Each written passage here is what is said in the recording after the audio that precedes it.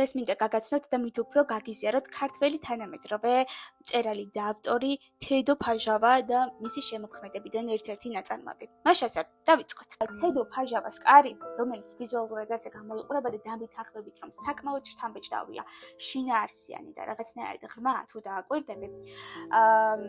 ეს გახლავთ სადებიუტო რომანი, მისი პირველი მცდელობა, მისი პირველი ციკლი. ფილოსოფია, ფსიქოლოგიური ელემენტები, ცხოვრებისეული დეტალები თავმოყრილია ამ კონკრეტულ ციკლში. გარდა ამისა, ჯდება ძალიან ბევრი შეკითხვა გარშემო, თუ რა კარზე აქვს საუბარი და სამყაროში არსებული რომელი კარია სინათლით თუ სიბნელით მოცული.